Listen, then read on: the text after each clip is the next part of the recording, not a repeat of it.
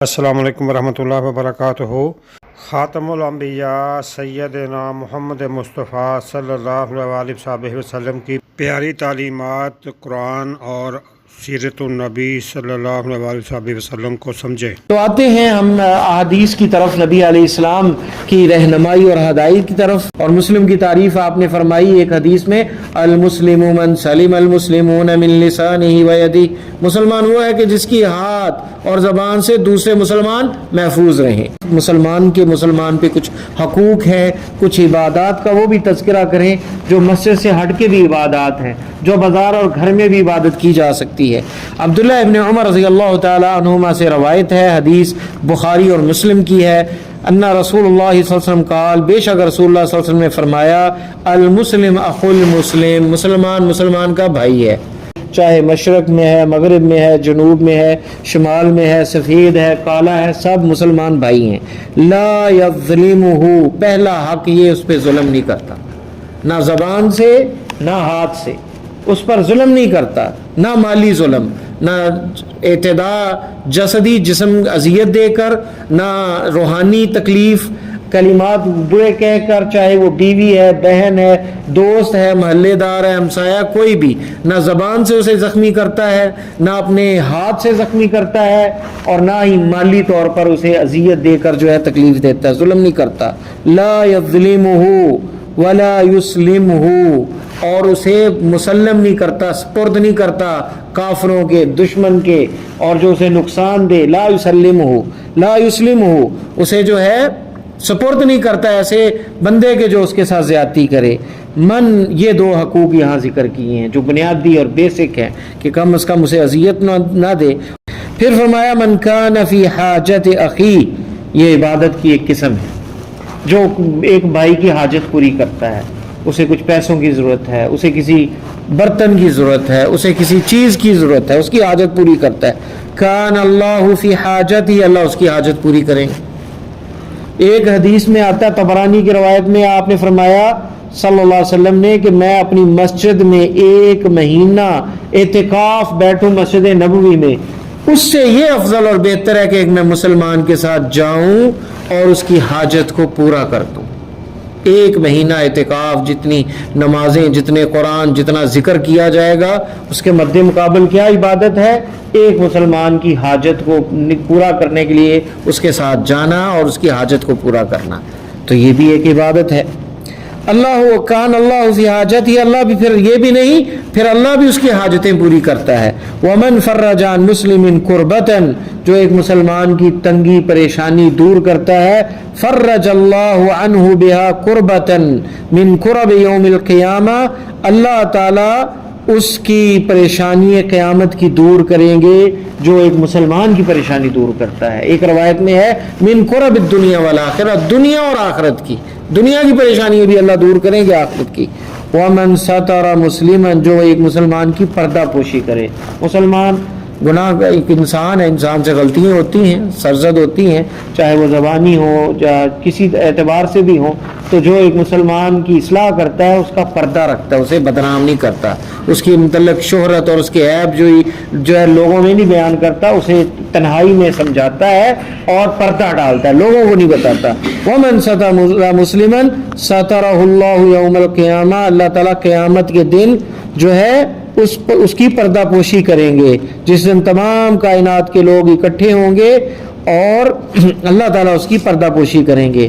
اور دوسری جو صحیح مسلم کے اندر لفظ ہیں، سترہ اللہ فی الدنیا والآخرہ، اللہ دنیا میں بھی، کیونکہ وہ بھی انسان ہے، اس سے بھی غلطیاں ہوتی ہیں، اللہ تعالیٰ دنیا میں بھی اس کا پردہ رکھیں گے اور یعنی اس کے عیبوں کو چھپائیں گے، اور آخرت میں بھی۔ اور جب تک واللہ، صحیح مسلم کے لفظ ہے، واللہ فی عون العبد ما کان العبد فی عون اخی، جب تک بندہ دوسرے بھائیوں کی مدد کرتا رہتا ہے، مسلمانوں کی، اللہ اس کی مدد کرتے رہتے ہیں، اللہ تعالیٰ اس کی مدد کرتے رہتے ہیں۔ تو اندازہ کریں اس ان احادیث کے اندر، ومن یسر علی معسر یسرہ اللہ علیہ فی الدنیا والآخرہ، جو کچھ تنگ دست ہے اس پہ آسانی کرتا ہے، اللہ دنیا میں اور آخرت میں آسانی ہے اس کے لیے پیدا کرتے ہیں۔ کسی نے قرض لیا، اسے وعدہ تھا کہ 1 مہینے کے بعد دے گا، لیکن وہ مجبور ہو گیا، کوئی پریشانی ہوگی تو کہا کوئی مسئلہ نہیں، جب تمہیں آسانی ہو تو دے دینا. یہ آسانی پیدا کر دی. اللہ تعالیٰ دنیا میں بھی اس کے لیے آسانی پیدا کریں گے. کہیں وہ پھنس گیا تو اللہ تعالیٰ اس کے لیے آسانی کا معاملہ کریں گے، اور آخرت کے اندر بھی اگر کہیں وہ پھنس گیا تو اللہ تعالیٰ آسانی والا معاملہ کریں گے. ایک اور حدیث میں آتا ہے کہ ایک بندہ جو ہے وہ اپنے نوکروں کو کہتا ہے کہ اگر کوئی تنگ ہے، نہیں پیسے دے سکتا تو اسے تجاوز کر دو، چھوڑ دو، کہ اللہ تعالیٰ شاید مجھ سے تجاوز کر جائے تو اللہ تعالیٰ شاید مجھے معاف کرتے. حدیث میں آتا ہے، آپ نے فرمایا فتجاوز اللہ عنہ، اللہ نے اس کی یہ نیکی قبول کر لی اور اسے درگزر کیا اور اسے معاف کر دیا جو لوگوں کو معاف کرتا تھا. تو یہ بھی بڑی بڑی عبادتیں ہیں. ویلفیئر کے کام، لوگوں کے کام آنا، ایک مسلمان کی پریشانی دور کرنا، ایک مسلمان عورت کے، خاص کر آپ نے یتیم بچے جو محتاج ہیں اور بیوہ عورتیں جو محتاج، ان کے بارے میں تو فرمایا کہ الساعی، ان کے لیے محنت کرنے والا، ان کی حاجتیں پورے کرنے والا، کالمجاہد فی سبیل اللہ، وہ اللہ کی راہ میں جہاد کرنے والے کی طرح ہے. اور وہ جہاد دن کو کرتا ہے اور روزے سے ہے، اور دن رات کو ایسے ہے جیسے کہ اس نے قیام کیا ساری رات اور سویا نہیں، اللہ کی عبادت کرتا رہا، اتنا اسے اجر ہے. کل مجاہد فی سبیل اللہ، تو روزے سے بھی چھٹی نہیں کرتا اور قیام سے بھی چھٹی نہیں کرتا، یہ اجر ہے. اور اسی طرح جو بندہ اچھے اخلاق کا مالک ہے، کسی کو اذیت نہیں دیتا زبان سے اور کوئی نقصان نہیں پہنچاتا اسے، اچھائی بانٹتا ہے، خیر کی بات کرتا ہے، اچھے اخلاق والا ہے، فرمایا قیامت کے روز سب سے میرے قریب ہوں گے. اور وہ اس مقام تک پہنچ جاتا ہے جو دن کو روزہ رکھتا ہے اور رات کو قیام کرتا ہے، اچھے اخلاق والا اس کے مرتبے تک پہنچ جاتا ہے. تو یہ ساری عبادات کون سی ہیں؟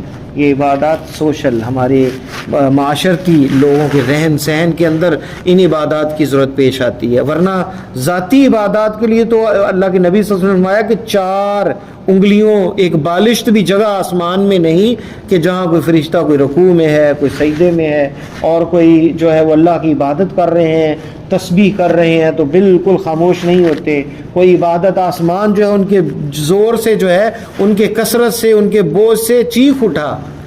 اتنا بڑا آسمان ہے جہاں پر تھوڑی سی جگہ بھی نہیں جہاں فرشتے اس کی عبادت کرتے ہیں. بیت المعمور میں 70,000 فرشتے طواف کرتے ہیں، دوبارہ ان کی باری نہیں آتی عبادت کے لیے. تو یہ بھی جو ذاتی عبادات کے لیے بھی ہیں، لیکن انسان کے لیے، ایک مسلمان کے لیے اللہ تعالیٰ نے صرف مساجد اور یہ نماز تک نہیں بلکہ عبادت کا بڑا وسیع مفہوم رکھا ہے، جس میں یہ ذاتی جو اللہ کے فرائض ہیں ان کو بھی ادا کرنا ہے، اور معاشرے کے اندر بھی چاہتا کہ زکوٰۃ کا نظام ہے، صدقات کا نظام ہے، تعاون کا معاملہ ہے، ایک دوسرے کے دکھ سکھ کے اندر شریک ہونا ہے، یہ بھی عبادات اس کو کہا گیا ہے. تو ہمیں ان تمام چیزوں کو اپنانا ہے. حقوق اللہ کا بھی خیال رکھنا ہے، حقوق العباد کا بھی خیال رکھنا ہے، اور پھر ہی اسی میں نجات ہے، اسی میں کامیابی ہے، پھر ہی جنت ملے گی. اللہ سے دعا ہے کہ اللہ مجھے اور آپ کو قرآن و سنت پر عمل کرنے کی توفیق عطا فرمائے. السلام علیکم ورحمۃ اللہ وبرکاتہ. یہ تھے محترم محمد جمیل علوی صاحب، فاضل مدینہ یونیورسٹی، جو گروپ مسائل دین المدینہ 4 نمبر میں آئے سوال کا جواب قرآن و سنت کی روشنی میں دے رہے تھے، جسے ویڈیو کی صورت میں یوٹیوب چینل دنیا دین پر محفوظ کیا گیا ہے. ویڈیو ترتیب ابو فراز محمد ایوب ارائیں قصوری.